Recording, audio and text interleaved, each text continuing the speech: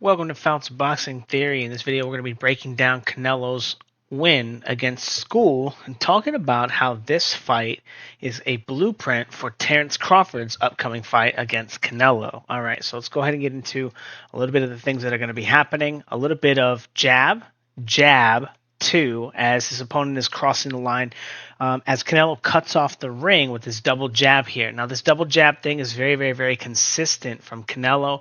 It's one of those things that he does quite often in his striking, in his patterns. It's one of the only ways that he can kind of cut the ring off or come forward. It's either that or just a regular stepping jab. Now, I put this clip in here.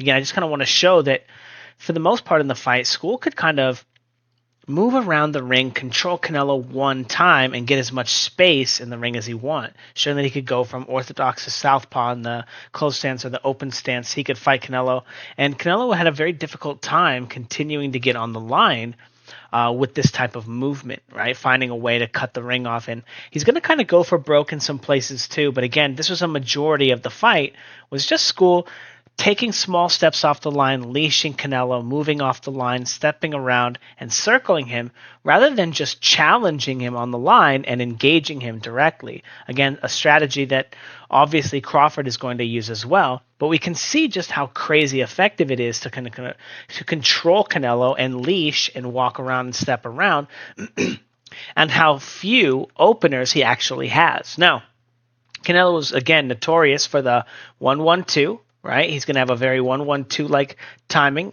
1, 2, boom. And then he goes into a 2-3 here, throwing both of these shots. Not a lot of head movement when he breaks into the 2-3. But I do want to point out the right hand when he lands it here, very, very, very low here on the hip. Okay, again, he often gets criticized for that. But again, the double jab pattern I want you guys to pay attention to as the film study goes on. Now, jumping into the left hook to the body here, okay, and again, sacrificing his position and immediately paying for it by Scull here, Scull. But this was something that he was able to do and make Canelo pay for jumping on his line and not having a way not having any defensive responsibility, right? Not having a way to defend his position after making that attack. But this is one of the most common moves from Canelo, again, as his opponent is trying to get across the line and get out of the zone at which the ring is going to be cut off, allowing Canelo to just strike and throw punches. But he winds up actually catching him there after eating that shot. Again, Scull not really having any trouble stepping around. I also want to point out little jukes here, okay? He's going to take that little angle here, take that step on this foot here, boom, Canelo's going to try to cut the ring off, and he just kind of jukes him here. Again, landing a little bit low on the hip right there. Again, from Canelo, a little bit of fouling, a little bit of, hey, watch it, buddy.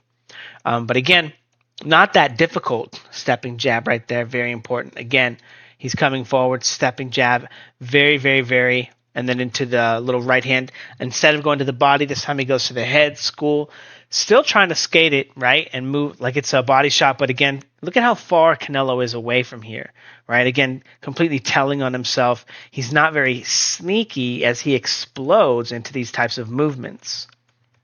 Now, again, he can cross the line. He can step around anywhere he wants. And again, Canelo has a very difficult time interacting with him. And again, countering here, being walked, bop, jab, into doing his own stepping jab here. And now again, just interacting with him a little bit, and now Scull can just step off the line and step around. He doesn't, again, have to continue interacting with Canelo. It's just very easy to get control of Canelo. Little feint here, into a little stepping jab feint. Again, shifting back, stepping jab feint. Not a lot of counters from Canelo, right? Again, sacrificing his position much more often than he is engaging with those movements. Now, again, penduluming onto the line, very obvious timing, gets the shot off, and then immediately gets countered by a right hook right here as he goes for the left hook to the body. Now, this is really important because this timing that Canelo uses to get on the line, the 1-1-2, is the exact same one that Errol Spence used to get on the line with Terence Crawford. And Terence Crawford eventually, toward the end of the fight, 1-1-2, again, boom, boom. Okay, again, not very effective, not landing the kind of shots that he should be landing. But Terence Crawford threw those. Terence Crawford already dealt with this very similar style from the southpaw against Errol Spence, and he was able to completely pick it off. Now, I thought this one was kind of clever here. Scull is going to go crouch here. He's going to give him a little feint, and now he's going to move back to the front foot and cross the line here. Now, he's going to do the same move, and now Canelo's going to assume that he's going to move back to the front foot here and try to launch this leaping hook at him as he tries to move, as he in theory is going to move to the front foot. But that also winds up being a little bit of a feint from Scull, and he doesn't wind up moving back to that position, and he kind of gets Canelo to, overexpose himself, fall out of position here, right? And, put himself at risk. Again, one of those things that that Crawford is also going to have to do, because Crawford's not actually as big as Scull, okay? Now, again, Canelo getting on the line with the very, very, very obvious timing. Bop, bop, right? Double jab, again, 1-1, and then he goes with the 2-3. Again, all of his offense really came from this style. And again, he already dealt with this. He already mastered beating that when he beat Terence Crawford, or when he beat Errol Spence. And was able to knock him out. Now, Scull is also going to be starting to get... Now, I just want to point this out real quick in this last clip here. He goes through all this work. Double jab. Steals a body shot. Gets him. And now in the very next clip, Scull, look at the timing. Bop, bop. Lands a body shot of his own. He just jumps on the line, throws a quick one, gets control of Canelo, freaks him out, pushes him off the line, smacks him in the body with the rear hand. And he gets back that point that Canelo worked so hard to get. Okay. Again, what I want to point out is that there's a lot of opportunity if you're good at boxing, if you're okay at boxing, crossing the line. Every time you cross the line, you're in danger. Right here with Canelo attacking Scull because he knows where he's going to be. Now, the same opportunity is there if Scull, instead, at the beginning of this sequence here, he sees Canelo coming, and now he throws, instead of just shelling up, he throws his right arm as he crosses the line, and he can counter Canelo as he moves into this position.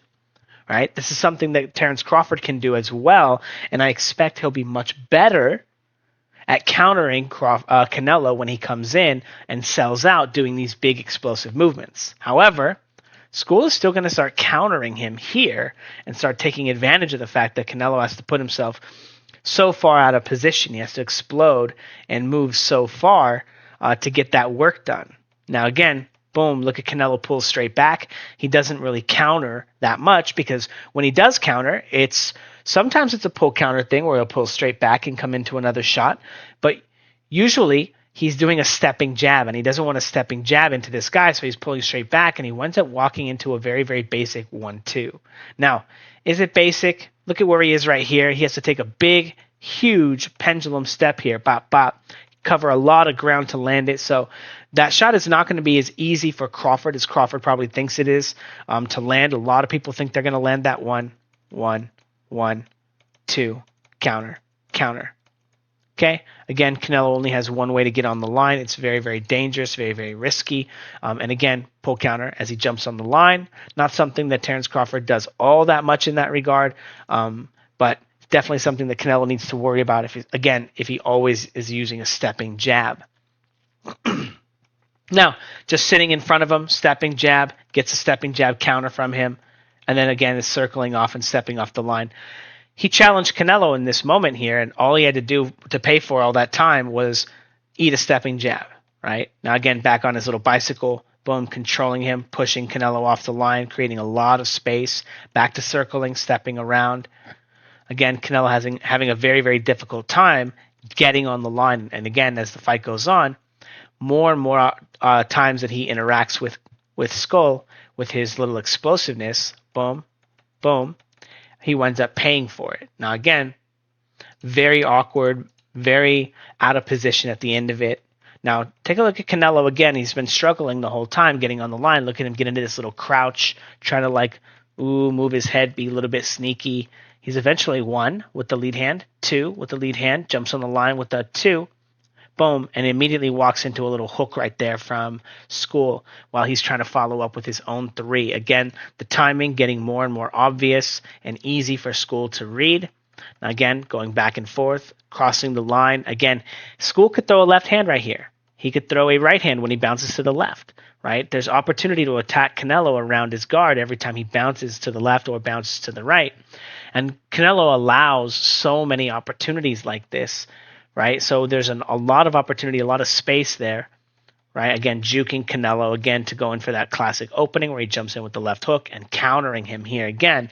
But there's a lot of openings, there's a lot of space there for Crawford to improve and find additional offense that Scull was not able to find. Okay, and that's very, very, very important because again, this was a very, very lightweight performance from Scull. He's really barely looking to just take back the punches that he gives away for free because he's bouncing around again, countering Canelo again here. Crawford has a much better right hook, much sharper, much faster, much more devastating. Okay, now all of this again, 1-1. He's coming in, boom, gets countered. Instead of getting his punches off, he gets completely disrupted in this one. Okay, he's getting on the line, trying to be a little sneaky, jab, jab, and he gets timed by this uppercut. This one misses and hits him in the shoulder, this hook right here. But again, the timing gets easier and easier for Scull to read. I don't know that much about Scull. I couldn't watch his film. You know, I saw him a little bit, just could never believe that he could win the fight. So I didn't actually ever watch a full fight. I just watched his bad highlights and was like, no power. He'll never be able to keep Canelo off of him. He'd probably get knocked out. But he did a decent job in this fight of not allowing Canelo to get on the line with him, right? Stepping around, circling. Now, he gets on the line, stepping jab, tries to go with the second stepping jab timing, gets disrupted, falls off balance, and then jumps back on the line immediately, getting countered again by Scull. Again, the double jab timing that Canelo always uses, that very, very basic, and then he gets into pendulum position to get close enough to throw the right hand. It's going to get picked off by Crawford. It's going to get picked off, or Canelo's going to sit on that front foot and just get picked off. Now, this is one of Crawford's favorite games: jab, counter, jab, right? So the fact that Canelo is playing it is probably good. Stepping jab, boom, stepping jab, counter. Again, all stepping jabs from Canelo. Crawford is extremely good at countering over the top of the jab with his right hand. He's extremely good at it. Again, 1-1-2 timing, jumps on the line, and Scull is timing him beautifully, walking him into this right hand over the top. Again, I think Canelo is going to have, he's going to have more than his hands full against Crawford. This is going to be, I think this is going to be a beatdown. I think this is, again, going to be one of those crazy mismatches, like Golovkin versus Canelo 1, Mayweather versus Canelo. Right? Again, Scull didn't even take advantage of nearly all the opportunities he had to catch Canelo, to hurt Canelo, to hit Canelo with clean punches. And again, Canelo doesn't have any other offense in this entire fight except for this. All right. Now, I mentioned that Crawford loves that jab catch jab game. He loves the jab games. He's always the fastest. He's always the best. But here, boom, instead of playing jab catch jab, he plays jab catch, boom, and he goes with a hook right here. Canelo has a decent hook. It's not bad. Crawford hits hard. He's got a chin as well. He was dropped by Kavaliauskas, but Kavaliauskas is a very, very, very sharp, hard, snappy puncher.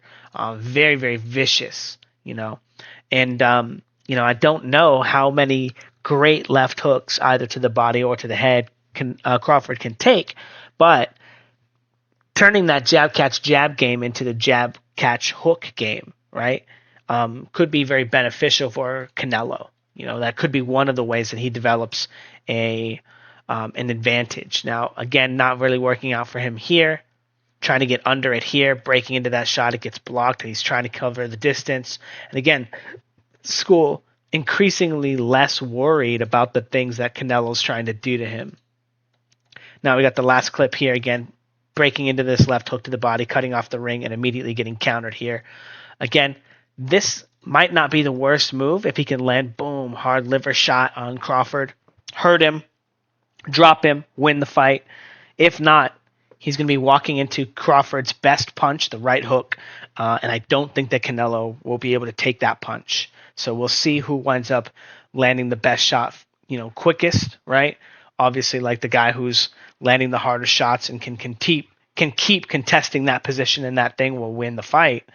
But yeah, I don't think this is going to be a good fight. I think that Scull put the blueprint out for beating Canelo, the decisive blueprint. And, you can see it on Canelo's face at the end of the fight. I think I don't have it open anymore. Is that it? Nope. Real quick, you guys, we got all these film studies here. Ryan versus Rolly, Tio versus Barboza, Inoue versus that gentleman there. But all those film studies are available on Patreon. If you guys want to watch the full film study of this Canelo fight, Canelo versus Scull, watch it on Patreon as well. Or on Discord if you guys are looking for a coach, if you're looking for somebody to teach you how to fight, someone to teach you how to train yourself so that you will be independent. You will not need a coach to continue understanding how to get better, how to be a better fighter. Check out the Discord. It's $20. It's $20 a month. There's 1-year subscriptions, which are $160. You post your training videos of the drills, over 100 drills that I have posted. People were going to critique you, teach you how to do them better so that you can start moving like a professional fighter and understanding what exactly it is that you're supposed to be doing in training with these very, very, very specific moment-by-moment drills telling you exactly what to do for your full entire round. Okay. Not only that, I'm the first coach in history to be able to figure out all of punching power and exactly how punching power truly works with my 2-foot punching system. I can increase your punching power, drag out the best punch that you know how to throw, and then I can continue teaching you how to grow and increase that punch until you're as good of a striker or better than Ryan Garcia, Tank Davis, all of these guys. Again, if you guys don't believe me, check out my guys, Eddie. There's some footage of him sparring with the pro, the first round that they sparred together. My guy Eddie has 2 amateur fights now. He had 1 amateur fight when they sparred. That guy's a 12-1 pro that fights at 20 pounds heavier than him, has a 7-inch reach or 7-inch height advantage on him. Again, the guy's a 12-1 pro with 12 knockouts. And my guy's, doing really well against him. Also, his first fight is also available on my channel. Check it out. Anyway, I think that Scull put the blueprint out for how limited Canelo actually is, how limited his output really will be if you're stepping around and circling around him, how limited his stepping jab is. I honestly wouldn't be surprised if Canelo found a way to get out of the fight and not take this fight. At the end of the fight, you really see that he puts his hands, like Scull tries to put his arms around him and puts his hands on his thing like they're going to hug and embrace. And Canelo's like, no, we're not. Why did you do that? Why'd you embarrass me? He puts his arms out, shrugs his arms, like, what are you doing? Then he talks about in his interview, that's why I don't like to fight these kind of guys. The slick fighters, the guys who are going to move and they're not just going to stand there and bang. But here's the thing is like all those British guys, they just have only one position. They're not fluid. They can't switch hit. They don't know how to distribute their weight around their body. They don't know how to create the structures correctly. So they get stuck on the front foot. They get stuck near the left side of the line. And they can't box Canelo that way. Otherwise, they would have. Every guy on Canelo's resume wishes that they could move around like Scull. Okay? And Crawford can. But Crawford can also punch. And I think that Crawford is going to absolutely beat the dog shit out of Canelo. And here's the thing is Canelo, again, he has only one way to let his offense off, right? With that explosion stuff. He doesn't have any sneaky moves. He's always stepping, jabbing. He's going to get tired in front of Crawford. But Crawford's going to know what to do with it when he sees his opponent get tired. He knows he knows how to capitalize on it. He's going to know how to put the pressure on Canelo. He's going to know how to check and probe and see if Canelo's ready to be hit by a big shot. Crawford's going to take that moment and he's going to beat the shit out of Canelo. And Canelo, I don't know if they're going to have 2 fights. I don't know, because if they even have one, Crawford will stop Canelo. He will stop him. Okay? This is going to be one of the biggest mismatches in history. It's going to be as bad as Errol Spence versus Crawford, I think. As long as Crawford doesn't get annihilated to the liver. I think that's the only shot that Canelo has at winning this fight is stopping Crawford to the liver. And Crawford likes to fight southpaw at the start of fights. He doesn't often start orthodox anymore. He fights southpaw, so the liver is going to be close. And again, that's Canelo's favorite shot, jumping onto the line and throwing that left hook to the liver. So I'm giving Canelo the puncher's shot, the puncher's chance of winning the fight. If he doesn't win by being a puncher and hurting Crawford, dropping him, he'll probably have to drop him to win a fight against Crawford. He'll probably have to drop him 3 times or stop him. I don't think that even 2 would be enough. I think that Crawford could still wind up outpointing Canelo, even if he got dropped twice. No, maybe twice is too. Maybe twice is enough. Maybe. Yeah, about on that line. 2 or 3 times. But yeah, I don't think that Canelo's going to be able to do it. I think that Canelo's going to get beat up. I think he's going to get embarrassed. I think that maybe there's a shot that Crawford doesn't push it like Bivol. He doesn't step on the gas and stop him, right? He's like, oh, I'm happy with the win that he barely got, right? The win that Golovkin didn't get in the first fight or the second fight because he never turned it on, because he never went out there to get it. The split decision that Mayweather got over Canelo, right? He didn't even get a unanimous decision. He got a split decision. Can you believe that? Again, this is a dangerous fight to take on the country of Mexico, right? And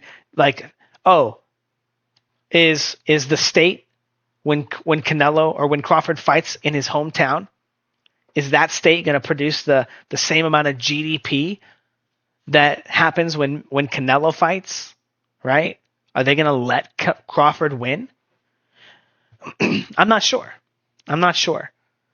Have they milked Canelo for all he's worth, and he's ready to retire anyway, so they're about ready to take the belts and make sure that they can put them where they want?